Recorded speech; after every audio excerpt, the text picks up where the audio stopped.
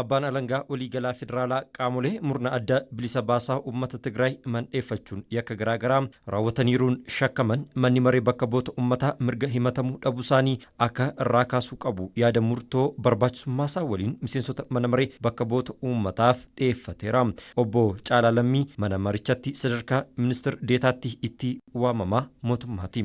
ከፍ ያለ የሀገር ክህደት በመፈጸም ወንጀል አንቀጽ 248 በህገ መንግስትና በህገ መንግስታዊ ስርዓት ላይ በሚደረግ ወንጀል አንቀጽ 238 ሙርኒ አደ ቢሊሳ ባሳ ኡመተ ትግራይን ኦፍዋሙ ኩን ያከ ብየ ገኑ ከያተ 48 ያከ ሄረሞቱማ ፊ ስርና ሄረሞቱማ ረት ራወተሙ ከያተ ለማ 38 አካሱመስ ሜሻ ወራና ቀበቹን ፍንጭሉ ከያተ ለማ 40 ፊ ብርበኑማ ብያ ሊጉን በላረ ቡሱፍ ያከራወተኒ አርገሙ ከያተ ለማ 41 ፊ ያከ ራያት biyyaa ganuun raawwatame keewwata 247 fi yakka shororkeessummaa keessatti adda durummaan hirmaachuun akkaataa heera mootummaa Itoophiyaa keewwata 54 keewwata xiqqaa 6 mirgi himatamuu dhabuu kennameefii ture akka irraa ka'u gaafanna. ንዑስ አንቀጽ 6 መሰረት ያለመከሰስ መብታቸው እንዲነሳ እንጠይቃለን።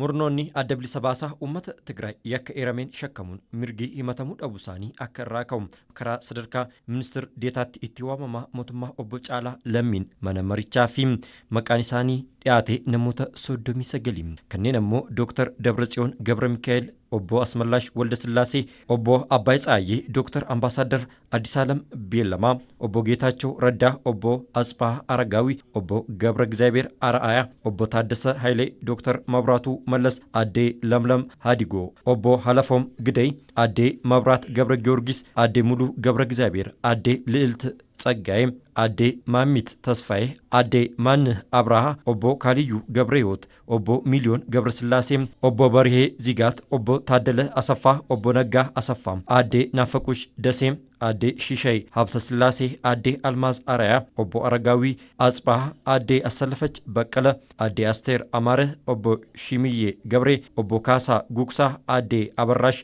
Admaasuu, obbo Yohaannis Baqqala, obbo Daanyaaw Ballaxaa, addee Tsuhubaab Taaddala, addee Wiintaa Takluu, obbo Girmaayee Shaadii fi kanneen biroo irratti mirgi himatamuu dhabuu dhiyaate manni maree bakka bu'oota uummataa yaa'isaa har'a ta'een sagalee guutuun mirgi himatamuu dhabuu isaanii akka irraa ka'u murteesseera. Miseensonni mana maree bakka bu'oota uummataas murtoo kana irratti yaada kennaniiru.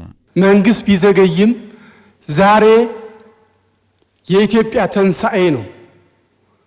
ይሄ ቡድን ኃይል mootummaan tarkaanfii fudhachuu irrattis harkifatus har'a Itoophiyaaf guyyaa haaromsaati. Waggoota 30 darbaniif murna kana biyyattii jeeqaa kan ture. Carraa aangoo harkaa qabuun fayyadamee biyyattii hiyyummaa keessaa baasuu osoo qabuu Itoophiyaa dirree waldhabaa fi jeequmsaa gochuu irra darbee dhaloonni haaraa uumame akka waldhabuu fi biyyattii keessatti shororkeessummaa raawwachuu irraa of hin qusanne. Kanaaf namoonni maqaan isaanii eerame yeroo gabaabaa keessatti qabamanii seeraaf akka dhiyaatan imaanaan jira.